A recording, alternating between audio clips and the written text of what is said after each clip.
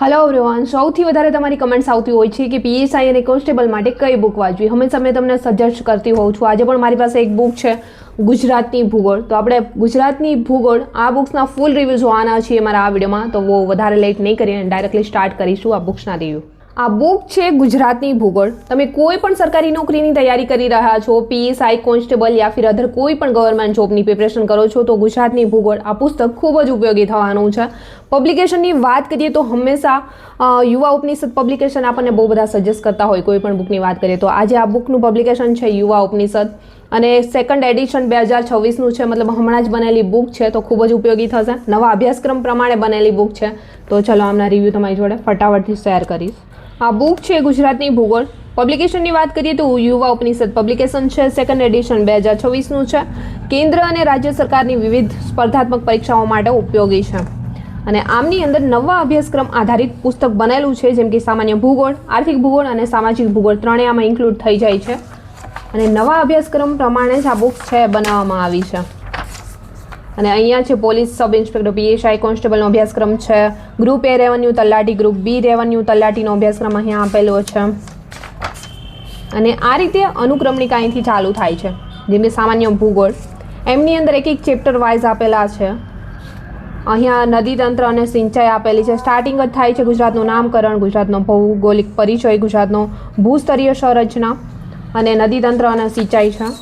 અને આર્થિક ભૂગોળનો અભ્યાસક્રમ અહીંયાથી સ્ટાર્ટ થઈ જાય છે, જેમાં કૃષિ, પછી આગળ બધા ચેપ્ટર ઓલરેડી આપ્યા છે. ગુજરાતની પશુ સંપત્તિ આપેલી છે, ગુજરાતની મત્સ્ય સંપત્તિ આપેલી છે. અનુક્રમણિકાની અંદર બધું જ દર્શાવેલું છે, જંગલો અને વનસ્પતિઓ, ખડકો, ખનિજ, સંચાલન શક્તિના સાધનો, ગુજરાતના ઉદ્યોગો. અહીંયાથી સ્ટાર્ટ થાય છે સામાજિક ભૂગોળ. તો સામાજિક ભૂગોળની અંદર પણ ગુજરાતની વસ્તી, ગુજરાતમાં પ્રજાતિઓ અને જનજાતિઓ, આ રીતે આખી અનુક્રમણિકા બહુ સરસ રીતે આપેલી છે. અહીંયા થોડીક ડીપલી આપેલી છે, આપણે બહુ વધારે નહીં જોયા અને આગળ વધીશું. અહીંયાથી સ્ટાર્ટ થાય છે સામાન્ય ભૂગોળ અને અહીંયા બધા જ ચેપ્ટર આપી દીધા છે જે સામાન્ય ભૂગોળની અંદર આવે છે. ગુજરાતનું નામકરણ, ગુજરાતનો ભૌગોલિક પરિચય, આ રીતે 7 ચેપ્ટર અહીંયા આપ્યા છે.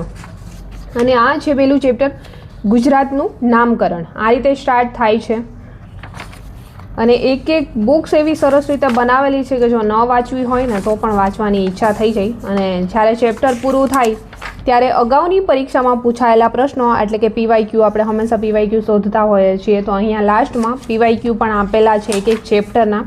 તો આ રીતે એક એક ચેપ્ટર આપેલા છે અને રંગીન પુસ્તક બનાવેલું છે, મેપ દ્વારા બી દર્શાવેલું છે બધું, એટલે વાંચવામાં બી બોરિંગ નહીં થવાય. મેપ દ્વારા બી સમજાવવામાં આવ્યું છે આમાં.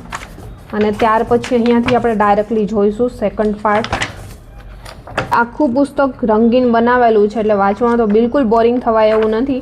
એક એક ચેપ્ટર આપણે નહીં જોઈએ ને તો વિડીયો બહુ લોંગ થઈ જશે. ડાયરેક્ટલી મેં તમારી જોડે 3 ભાગ છે શેર કરી દઉં.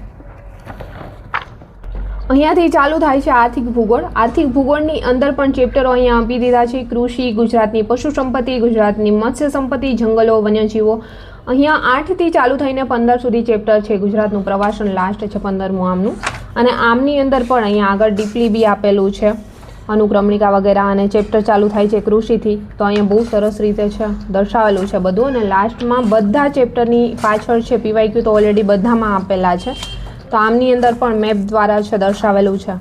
આ બધા પીવાયક્યુ છે લાસ્ટમાં. અગાઉની પરીક્ષામાં પૂછાયેલા પ્રશ્નો પણ વનલાઇનરમાં પણ આપ્યા છે, જેથી કરીને ખ્યાલ આવે કે ડીપલી કઈ રીતે પૂછાય છે. અને આ રીતે ચિત્રો દ્વારા પણ દર્શાવવામાં આવ્યું છે. અને અહીંયાથી ચાલુ થાય છે સામાજિક ભૂગોળ. તો સામાજિક ભૂગોળની અંદર પણ ગુજરાતની વસ્તી 16મા ચેપ્ટરથી સ્ટાર્ટ થઈને 18 ચેપ્ટરો આપ્યા છે.